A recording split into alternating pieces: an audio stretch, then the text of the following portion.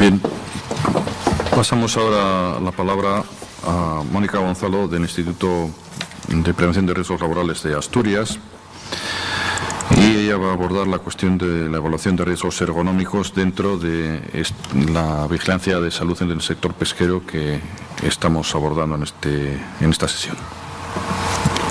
Bueno, lo primero de todo, buenos días a todos y agradeceros la atención y el interés que mostráis por venir a un curso tan particular y con unas características tan específicas. A mí me toca hablaros de cómo se abordó la evaluación de riesgos ergonómicos en un puesto de trabajo en concreto. Daros cuenta que esto se enmarca dentro de la guía de vigilancia de la salud y es el ejemplo concreto que se eligió para hacer todas las evaluaciones de riesgos en esa guía de vigilancia de la salud.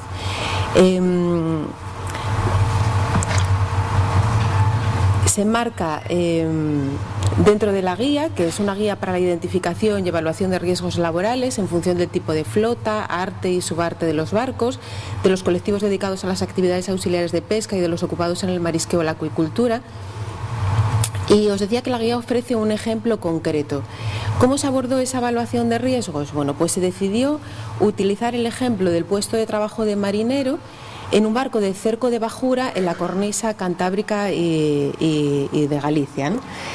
Y este es el puesto de trabajo que se evaluó, es el puesto de trabajo que se eligió para hacer todas las evaluaciones de riesgos. ¿Qué características tiene la flota? Bueno, pues que se dedica al cerco litoral. El cerco litoral es una de las más representativas de todas las artes pesqueras que se practican en el litoral cantábrico noroeste. Se ha evaluado el puesto de trabajo de marinero en un buque de cerco litoral de más de 18 metros de eslora entre perpendiculares y un buque nuevo, que es un buque de pesca incluido en el campo de aplicación del Real Decreto 1216/97, que sabéis que es el decreto de disposiciones mínimas de seguridad y salud en el trabajo en el borde de buques de pesca, y al ser un buque nuevo se aplica el anexo 1. Y estos buques, para que os hagáis una idea, tienen una tripulación media que oscila entre los 9 y los 16 trabajadores. Respecto a las características de la evaluación ergonómica, bueno, deciros, y es de justicia decir que esta evaluación fue desarrollada la parte técnica por una ingeniería de biomecánica que se llama Humana, que tiene un centro de trabajo en Vigo, que conoce muy bien el sector, lo conoce de cerca, y trabajó de forma coordinada con los 4 institutos que participamos en la elaboración de la guía.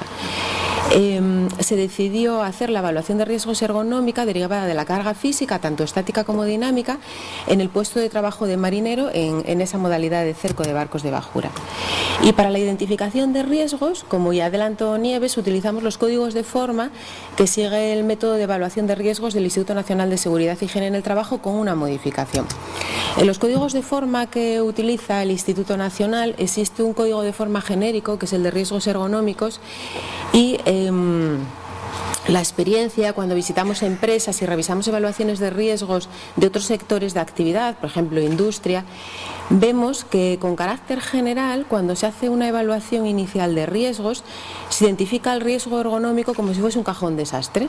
Ahí metemos todo, sin especificar si ese riesgo ergonómico es debido a una manipulación manual de cargas, a un movimiento repetitivo de miembro superior, a un tema de empujes y arrastres, a una postura forzada. Y yo siempre pongo el mismo ejemplo. Es como si hacemos una evaluación de riesgos y, con independencia de que sea un riesgo de atrapamiento, de caída a distinto nivel, de electrocución, de corte o de lo que sea, ponemos riesgo de seguridad. Decir eso es casi lo mismo que no decir nada, porque no aporta nada de información. Y luego, con carácter general, como medida preventiva de elección, incluso como única medida preventiva, se propone la formación y la información con carácter genérico. Nosotros pretendíamos hacer una evaluación de riesgos como tiene que ser una evaluación de riesgos, es decir, que sea operativa, que identifique riesgos y factores de riesgo de forma concreta para que se puedan establecer medidas preventivas concretas para evitar que esos riesgos se materialicen y que sirva también de base para poder planificar de una forma coherente una vigilancia a la salud específica y poder detectar de forma precoz patologías incipientes. Entonces se clasificaron esos factores de riesgo en 4 subgrupos: el 26.1 para empujes y arrastres, 26.2 para posturas forzadas, 26.3 para movimientos repetitivos de miembro superior y el 26.4 para manipulación manual de cargas. Aunque todos ellos son riesgos ergonómicos, son riesgos de distinta naturaleza que pueden dar lugar a patologías distintas en diferentes zonas del cuerpo. Entonces, esa fue la justificación del por qué hacer esa subclasificación. Y luego, como el resto de evaluaciones de riesgos, para abordar la evaluación se partió de ese esquema de fases de trabajo, tareas de trabajo y subtareas.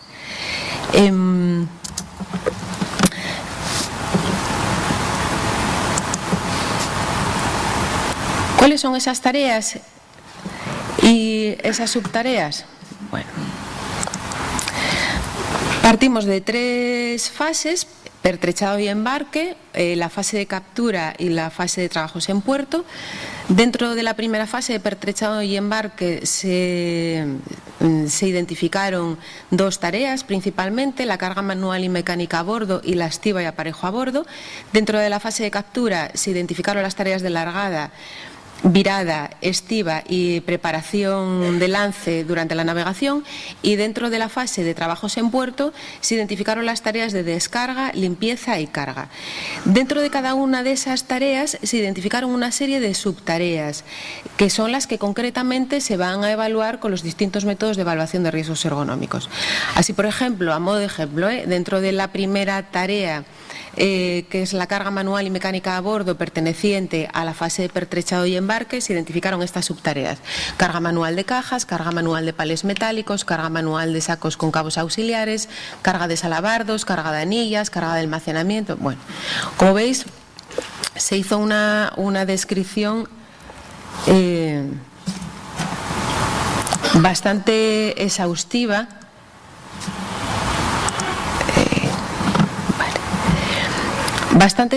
de lo que eran las distintas tareas y subtareas a bordo del buque. Se definen las tareas y subtareas como son las actividades llevadas a cabo por la tripulación en cada una de las distintas fases en las que se ha clasificado el día de faena dentro del barco de cerco, y va a estar además formada por movimientos y posturas. ¿Por qué por movimientos y posturas? Porque para aplicar los métodos de evaluación ergonómica específicos, que luego os adelanto ya cuáles son para hablar un poco más en detalle de ellos a continuación, necesitábamos identificar esos movimientos para algunos métodos y una serie de posturas para aplicar otros métodos. El movimiento se define como el conjunto, la acción o conjunto de acciones que constituyen una tarea o subtarea, y la postura como la posición que adoptan los trabajadores mientras están realizando las tareas.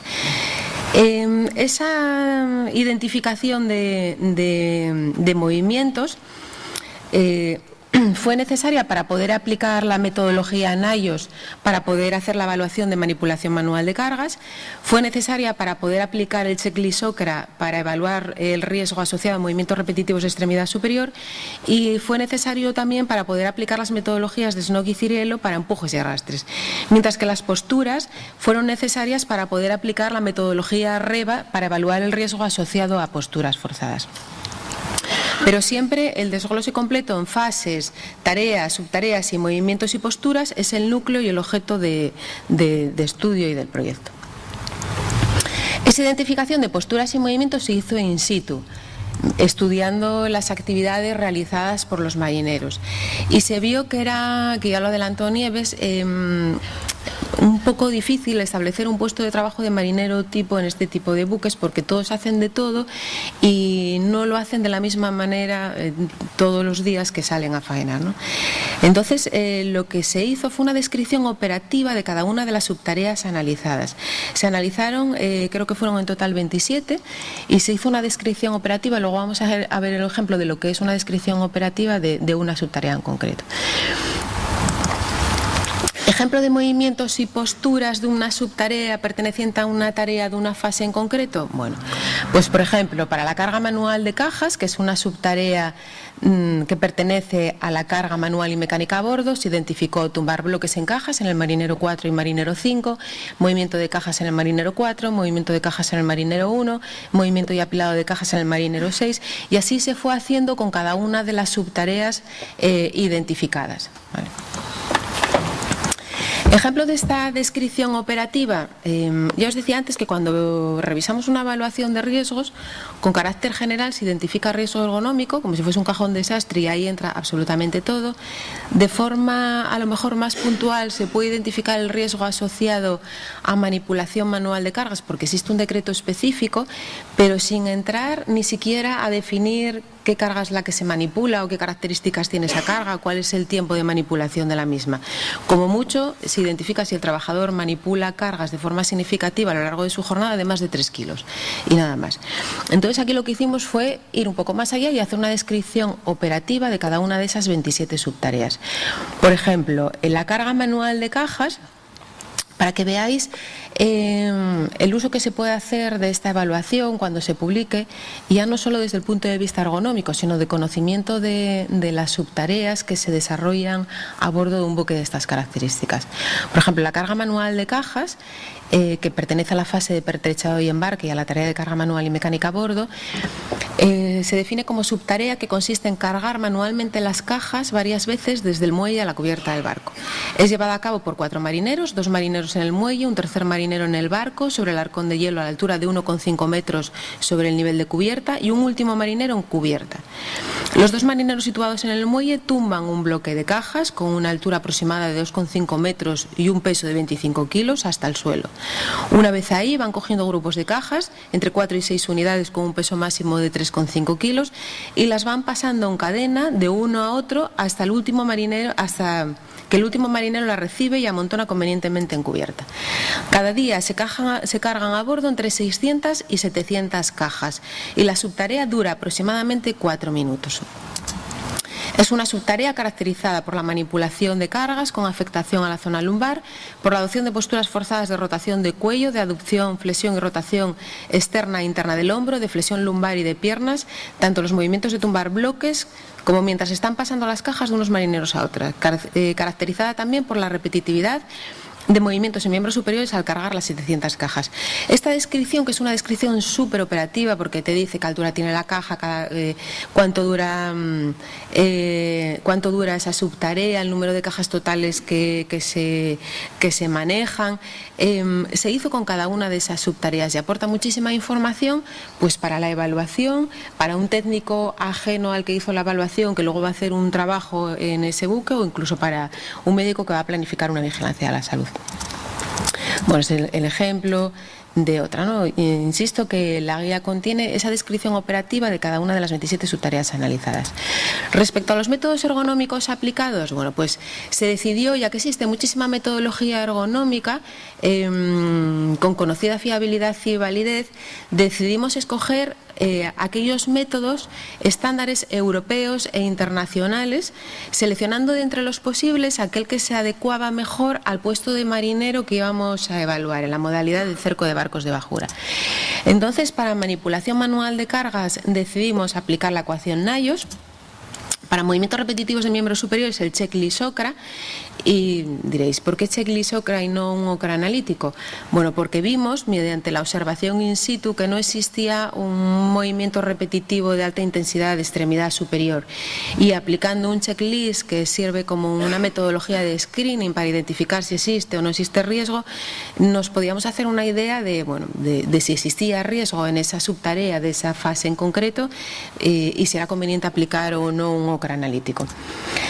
Para posturas forzadas optamos por REBA, no elegimos SOWAS de forma consciente, pues por las características del puesto que estábamos evaluando, y porque REBA es más completo y tiene en cuenta también postura forzada de cuello y contempla también muñecas.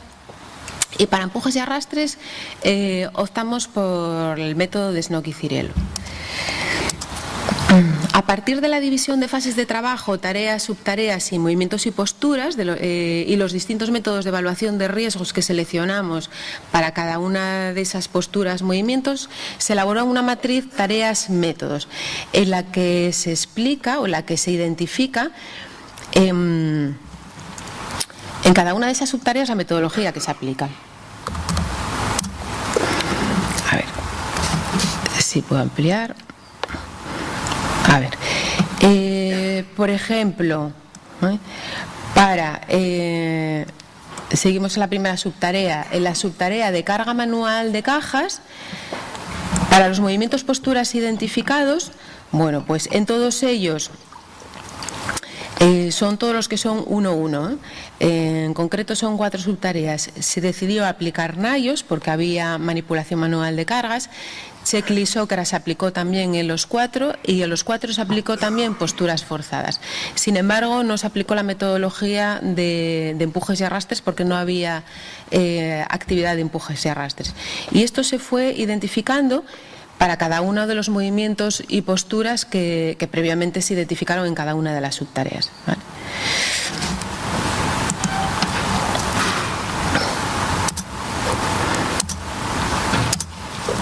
Y finalmente lo que hicimos, daos cuenta que lo que intento dar es una pincelada muy general a todo lo que se hizo, que es bastante extenso.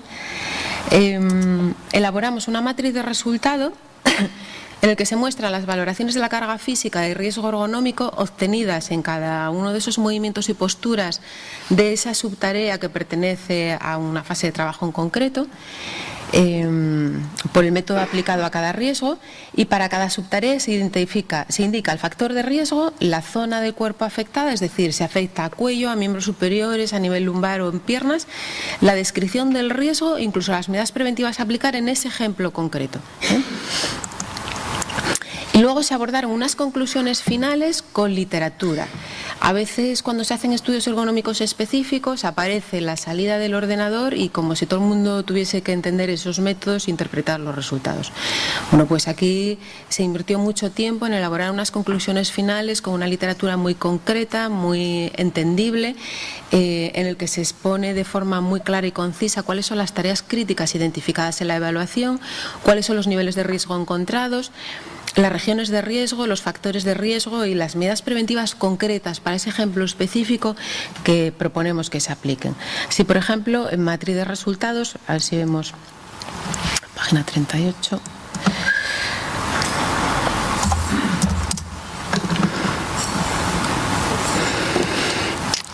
Veis, para la fase de pertrechado y embarque, para esta tarea de carga manual y mecánica a bordo, seguimos en la subtarea 1, carga manual de cajas. Para todas las subfases, para esta subtarea, para todas las partes que evaluamos, identificamos la intensidad del riesgo, por ejemplo en manipulación de cargas y en posturas forzadas es elevadísimo, en repetitividad es muy elevado también el nivel de riesgo, aunque no tanto como en manipulación manual de cargas y en posturas forzadas. En manipulación manual de cargas la zona o la región del cuerpo más afectada es la zona lumbar, lógicamente, en repetitividad los miembros superiores, mientras que en posturas forzadas afectan a todo el cuerpo, a nivel de cuello, miembros superiores, a nivel lumbar, incluso piernas, ¿no? Y se explica, se hace una descripción del riesgo de forma muy concreta y a continuación se exponen medidas preventivas. Por ejemplo, manipulación de bloques de caja con altura aproximada de 2,5 metros y 25 kilos entre 2 personas. Manipulación de bloques de cajas de 3,5 kilos de peso con afectación de zona lumbar. Repetitividad de movimientos por cargar 700 cajas. Así con cada una de ellas. Y se pone algún ejemplo de medida preventiva concreta. Bueno, pues en este caso, apilar cajas en bloques que no superen el 1,5 metros de altura para su volcado, realizarla entre 3 marineros. No obstante, se recomienda realizar la tarea completa con ayuda de la grúa del barco. Bueno, una serie de medidas concretas adaptadas a ese riesgo específico que se evaluó con una metodología específica que nos da una información muy rica sobre la intensidad del riesgo, la parte del cuerpo que afecta y el nivel de riesgo. Y en cuanto a las conclusiones, está la 41, que os decía que vienen expuestas de forma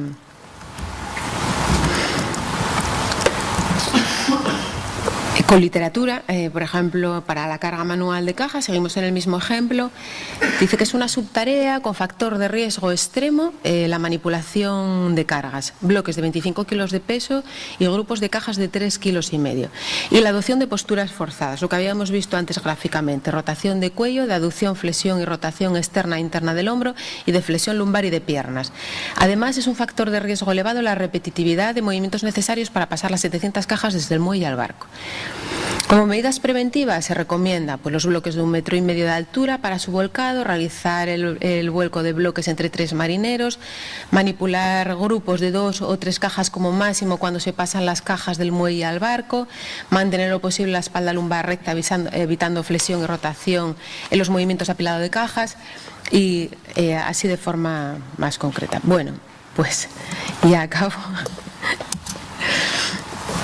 Muchas gracias por vuestra atención y acabo con una frase que obviamente no es mía, que dice que si tu intención es describir la realidad, hazlo con sencillez y la elegancia déjasela al sastre. Yo creo que fue un poco la filosofía nuestra cuando se abordó la guía, de hacer las cosas de forma clara, concreta, concisa y de forma muy sencilla. Muchas gracias.